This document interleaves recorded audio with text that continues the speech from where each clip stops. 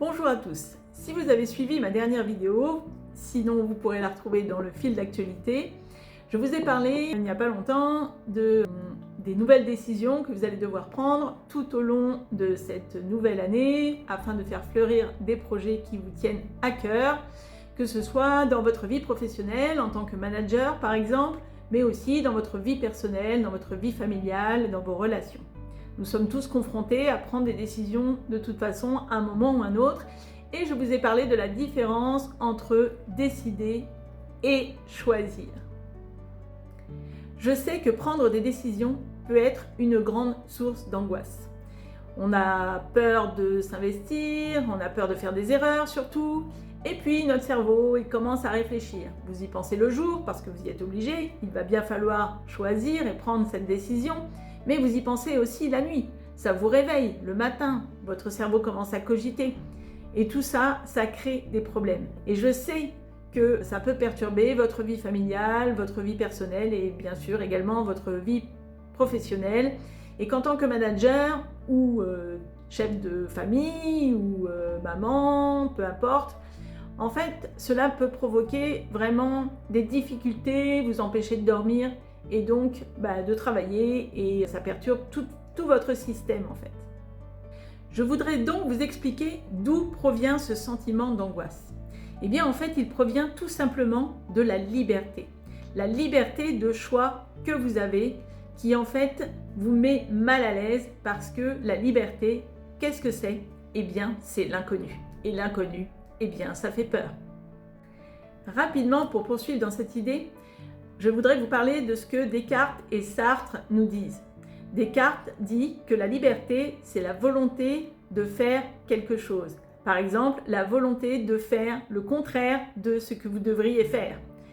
Jean-Paul Sartre, lui, dit que la liberté nous permet d'être ce que nous sommes. Il ne croit pas du tout en destin et personnellement, je partage cet avis.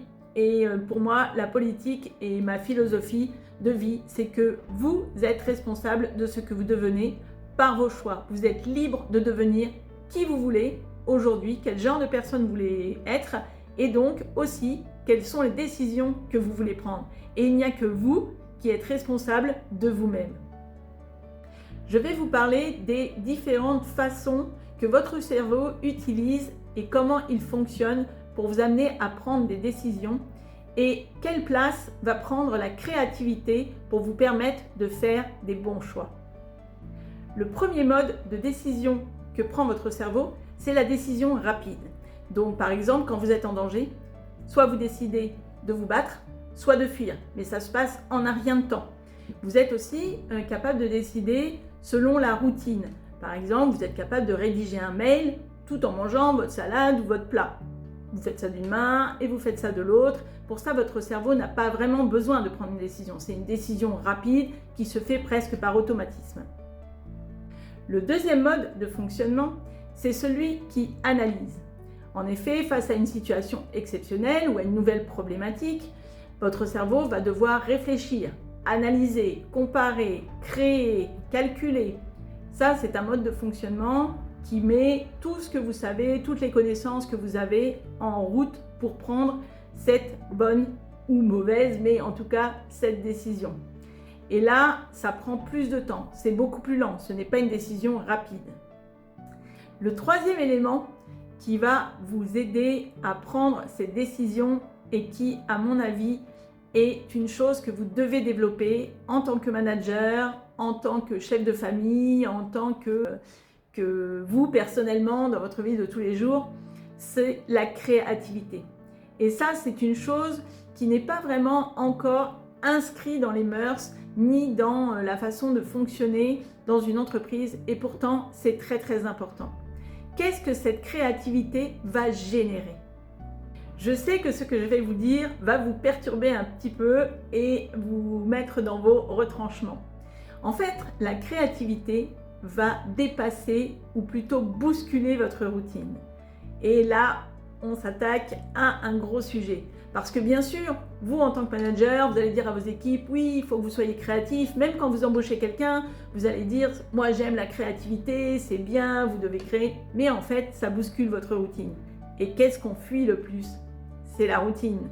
Quand un homme même vous dit qu'il commence un peu à vous chercher et qu'il vous dit à moi surtout ce que je veux plus en couple, c'est la routine. Pourtant, si vous bousculez sa routine, il s'y accroche comme à sa maman. Et oui, nous faisons pareil dans nos prises de décision.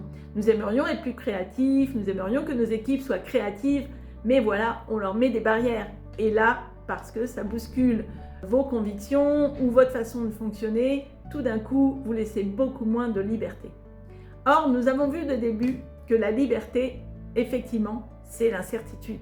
Et la créativité, ça l'est aussi un peu, parce que ça donne de la liberté à notre cerveau. Et c'est la liberté aussi d'expression et aussi de dépasser les idées qu'on avait au départ. Mais c'est ça qui vous fait progresser. La créativité nous tempère, nous modère. C'est un mélange des deux premiers modes de fonctionnement, donc la rapidité et l'analyse, et elle nous permet de générer de nouvelles idées qui sont peut-être plus productives. En tout cas, il faut essayer, bien entendu.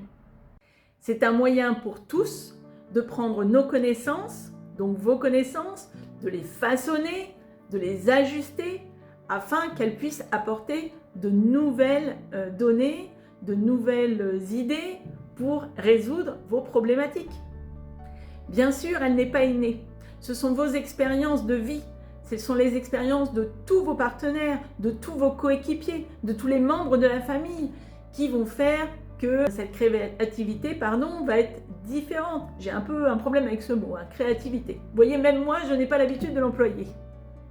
En fait, la créativité est un antidote, premièrement, contre la routine, mais également un tremplin. Elle ne doit pas être limitée dans le temps. Elle ne se limite pas non plus à l'art. Elle ne se limite pas à une séance de coaching que vous allez mettre en place une fois de temps en temps. Non. La créativité doit s'inscrire maintenant et dès aujourd'hui dans le temps afin de sublimer vos équipes et de faire exploser tous vos projets. Je sais que je vous perturbe un peu et je suis là pour ça. C'est mon rôle, vous faire sortir de votre zone de confort, mais vous savez que c'est pour votre bien, pour vous faire progresser. N'hésitez pas à laisser des commentaires dans cette vidéo. Si vous avez besoin de me joindre, je suis toujours disponible. Je répondrai à vos questions. Si vous avez besoin de mes services également, vous pouvez aussi m'envoyer un mail à mc.coachexpert@gmail.com. Je vous dis à bientôt pour de nouvelles vidéos.